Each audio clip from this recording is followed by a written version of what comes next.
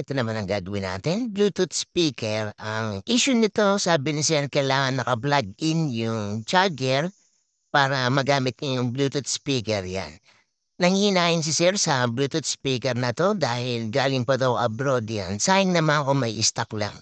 Tanggalin natin yung battery tapos repack battery natin yan. Kung mapapansin niyo yung battery niya yan, ito na naman yung battery na 'pag tinignan natin, unang tingin akala natin capacitor yan. Sa mga electronic boards may mai-try yan na capacitor yan. Kung titingnan niyo parang siyang capacitor pero 18650 battery lithium battery yan.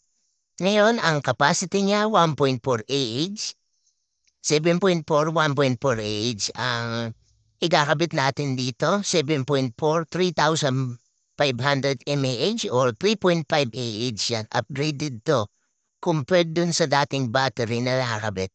Yan, si sir galing pa na may kawayan, medyo malayo. Yan, commute lang siya, nagpunta siya sa shop, tinanong niya yung location. Yan, tapos nagpunta na siya ng shop, sinadya niya yung Bluetooth speaker na 'to na dalhin para ma-repack battery. Siyempre maintenance sir kasi sayang naman yung biyahe niya. Yan. Ang ginawa natin dito, upgrade battery. Ngayon, nung binabakwas natin yung battery, siyempre ticheck din natin yung board niya. Titingnan natin kung mga visible, kung may mga Bluetooth na capacitor yan. Ang gagawin natin diyan ay ipapalitan natin. Ngayon, tinanggal natin yung battery yan. Napansin natin na Bluetooth yung capacitor nito. Ayan, natin yun naman talagang Bluetooth siya. Kaya sabi ko kay sir, palitan natin yung battery. Ito yung capacitor. Ito yung capacitor niya. Yan natin yung mga Bluetooth. Pinalitan natin yan. Siyempre, kung de-reparin din natin yan, reparin na rin natin yung mga visible na makikita natin na may problema. Para in the near future yan, hindi siya magkaroon ng problema dyan sa mga board niya. At ito na, natin yun naman. Kinabitan natin yung battery natin. Pack natin 7.4 volts, 3,500 mAh or 3.5 Ah. At okay na to. Yan natin yun naman. In-assemble na natin. Isarado na natin tapos testingin natin. Yan. Ang gagawin natin dyan, power on tapos testing sa charging kung gagana siya. Yan. At yan sa mga magtatanong ng location ng shop, Tangos, Balibag, Bulacan. Kung ipipin nyo o save Tangos, Balibag, Bulacan, kapag nasa o save ka natin, ka na sa tapat, makikita mo na yung shop natin dyan, JM Repair Shop.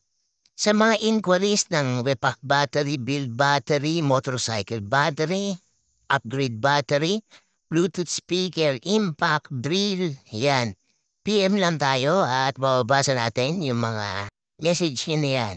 Nagbabasa tayo ng mga comments sa mga video natin. Yan, sa mga PM, sa mga inquiries, usually yan mga around 6 PM onwards yan. Kasi medyo busy tayo sa umaga sa shop yan. Medyo marami tayong ginagawa dyan.